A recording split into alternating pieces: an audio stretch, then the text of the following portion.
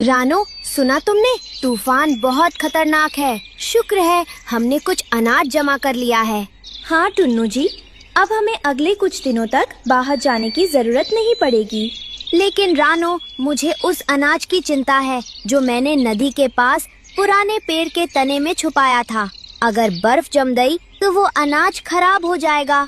टुन्नू जी, जान है तो जहान है। अभी बाहर जाना जान जोखिम में डालना है। रेडियो पर भी मना किया गया है।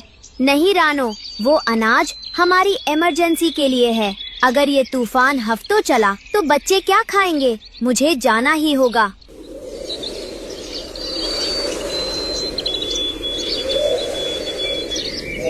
टुन्नू तूफान में उड़ रहा है। नीचे उसे एक तोता लकड़ियां बटोरते हुए दिखता है। अरे तोते भाई, इस तूफान में तुम बाहर क्या कर रहे हो?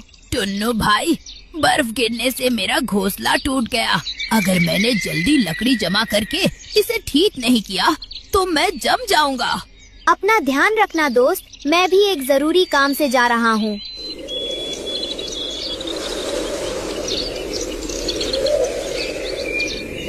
पीछे एक पेड़ की ओट में बैठा कालू कौवा ये सब सुन रहा है। टुन्नू इतनी मुसीबत में बाहर निकला है तो जरूर कुछ कीमती लेने जा रहा होगा। मुझे इसका पीछा करना चाहिए।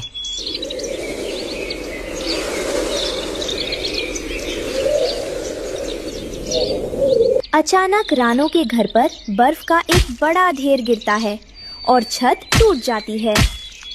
मम्मी, मम्मी, हमें बहुत डर लग रहा है, बचाओ। घबराओ मत बच्चों, जल्दी बाहर निकलो, ये घर कभी भी गिर सकता है। रानो बच्चों को लेकर बाहर निकलती है और तभी उनका घोंसला पूरी तरह टूट जाता है।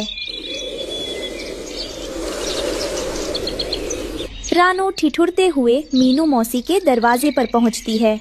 मीनू मौसी, दरवाजा खोलिए, हमारा घर टूट गया है। अरे रानो, बच्चों की हालत देखो, जल्दी अंदर आओ। दर पहुंचकर रानो देखती है कि मीनू मौसी का घर भी सुरक्षित नहीं है। रानो, मेरा घोंसला भी जर्जर है। ये छोटे बच्चे यहाँ बीमार पड़ जाएंगे। तुम पास वाली पहाड़ी की गुफा में जाओ, वो जगह गर्म और सुरक्षित है। मैं टुन्नू को वहाँ भेज दूंगी।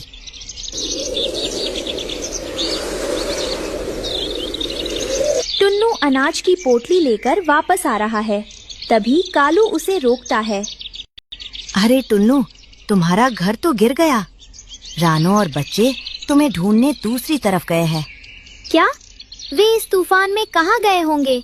तुम एक काम करो, ये भारी पोटली मुझे दे दो। मैं और तोता इसकी रखवाली करेंगे। तुम जाकर परिवार को ढूंढो। टुन्नू घबराहट में पोटली कालू को देकर चला जाता है।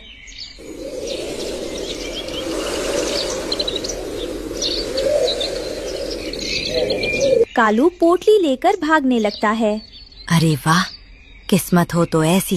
बेवकूफ टुन्नू, अपनी मेहनत की कमाई मेरे हाथ में थमाकर चला गया।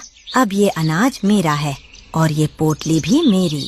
कालू कौवा पोटली लेकर उड़ता हुआ अपने ठिकाने पर जाने लगती है। ढूंढता रहे टुन्नू, अब तू अपने परिवार को ढूंढ या इस अनाज को, तो खाली हाथ ही घर लौटेगा। कालू के हाथ एक बार जो लग गया वो वापस नहीं मिलता। आज की रात तो दावत होगी, शानदार दावत। काव काव काव। मीनू मौसी कालू को पोटली के साथ देख लेती है और उसकी नीयत समझ जाती है। अरे भूरे, क्या बात है? बड़ी भारी पोटली है। सुनो, मैंने भी एक पोटली छुपा रखी है, पर मैं बूढ़ी हूँ, ला नहीं सकती। तुम उसे ले आओ तो मैं तुम्हें आधा अनाज दे दूंगी। ठीक है मौसी, मैं अभी गया और अभी आया। कालू अपनी पोटली मौसी के पास छोड़ देता है। मौसी चालाकी से वो असली पोटली तोते के हाथ सुरक्षित जगह भेज देती है।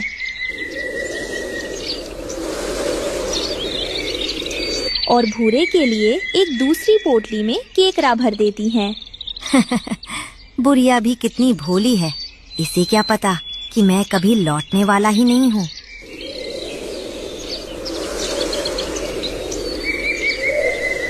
कालू जब वापस आकर दूसरी पोटली खोलता है तो केकड़ा उसे काट लेता है। मर गया, बचाओ, मीनू मौसी ने मुझे धोखा दिया। उधर सुरक्षित गुफा में टुन्नू, रानो और बच्चे एक साथ बैठे हैं। मीनू मौसी अनाज की पोटली लेकर पहुंचती हैं। घबराओ मत रानो, देखो मैं क्या लाई हूँ। ये रही तुम्हारी अमानत। वो कालू कौवा समझ रहा था कि वो सबकी आंखों में धूल झोंक देगा, पर उसे नहीं पता कि पहाड़ की चोटियों से पहले मीनू मौसी की नजरें सब देख लेती हैं। जैसे ही सब साथ बैठे, गुफा की गर्माहट और अनाज की खुशबू ने सबका डर दूर कर दिया। रानो, मुझे माफ कर दो, अनाज से ज्यादा जरूरी तुम सब थे। सब ठीक है टुन्नू जी, हमने मुसीबत में एक दूसरे का साथ दिया। रानो, घर तो पूरी तरह तबाह हो गया है। नया घर बनाने में बहुत मेहनत लगेगी और बच्चों को तब तक सुरक्षित रखना मुश्किल होगा। हिम्मत मत हारिए टुन्नू जी, कम से कम हमारे पास मीनू मौसी का दिया हुआ वो अनाज तो सुरक्षित है। हम पेट भर खाएंगे तो मेहनत भी कर पाएंगे। दोनों अनाज की बोरी लेने गुफा की ओर जाते हैं। वहाँ उनके होश उड़ जाते हैं। पोटली गायब थी। रानो, पोटली यहाँ नहीं है। हमारा सारा अनाज चोरी हो गया है। क्या? पर इस सुरक्षित गुफा का पता तो सिर्फ मीनू मौसी और तोते को था। यहाँ चोर कैसे आ सकता है? तभी गुफा के बाहर से कालू कौवे के कराहने की आवाज आती है। उसके पंजे पर अब भी केकड़े के काटने का निशान है। काव काव। देखो टुन्नू, मेरा हाल क्या हो गया है। मुझे शक है कि उस तोते ने ही तुम्हारा अनाज गायब किया है। वो कल से यहाँ के चक्कर लगा रहा था। तोते पर शक? उसने तो मेरी जान बचाई थी कालू। दुनिया ऐसी ही है भाई, मुसीबत में जान बचाकर भरोसा जीतते हैं और फिर मौका मिलते ही हाथ साफ कर देते हैं। मीनू मौसी वहाँ पहुँचती है